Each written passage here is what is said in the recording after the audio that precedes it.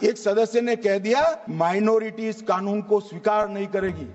क्या धमकाना चाहते हो भाई? संसद का कानून है, सबको स्वीकार करना पड़ेगा। आदिवासी भाइयों की शेड्यूल 5 और शेड्यूल 6 की जो जमीन है वो सुरक्षित हो जाएगी। निजी संपत्ति जो आम नागरिकों की है वो भी सुरक्षित हो जाएगी।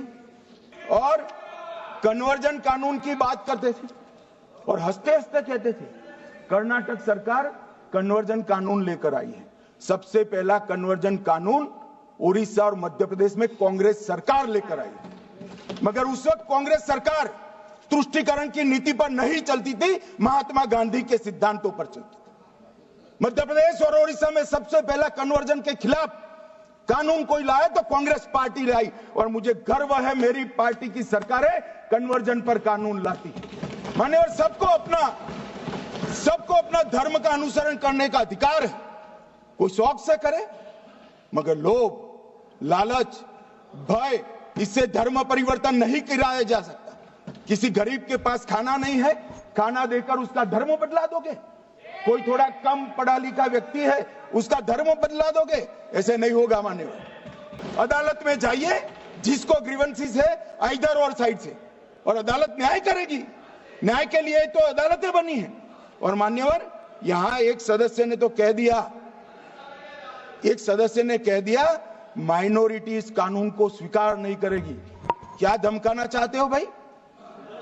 संसद का कानून है, सबको स्वीकार करना पड़ेगा। स्वीकार नहीं करेंगे मतलब क्या है? कैसे बोल सकते हैं कोई हम कानून को स्वीकार नहीं करेंगे? एक कानून भारत सरकार का है, हर एक पर बंधन करता होगा और इसको स्वीकार करना पड़ेगा। मान्यवर, ये हमने तो खैर वक्फ को छेड़खानी नहीं की, वक्फ बोर्ड और वक्फ परिषद के अंदर बदलाव किया है। मान्यवर, ये बिल जमीनों की सुरक्षा प्रदान करेगी। मान्यवर, किसी की जमीन अब घोषणा मात्र से वक्फ नहीं बनेगी, उसको प्रोटेक्शन। मान्यवर, पुरातत्व विभाग और एएसआई की जमीन को हम सुरक्षा देंगे। आदिवासी भाइयों की शेड्यूल 5 और शेड्यूल 6 की जो जमीन है वो सुरक्षित हो जाएगी। निजी संपत्ति जो आम नागरिकों की है वो भी सुरक्षित हो जाएगी। और वक्फ करने के लिए स्वामित्व को दान तो साहब अपनी संपत्ति का ही कर सकते हैं, गांव की संपत्ति का दान नहीं कर सकते।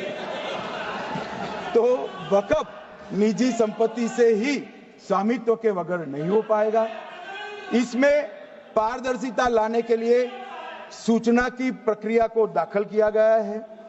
वक्फ बोर्ड की वक्फ की जो संपत्ति घोषित करने की अधिकार थे उसको समाप्त कर दिए, कलेक्टर से सर्टिफाइड कराना पड़ेगा, और नए वक्फ पारदर्शी तरीके से पंजीकृत भी करने पड़ेंगे। रजिस्ट्रेशन के बगैर कोई संस्था नहीं चल सकती।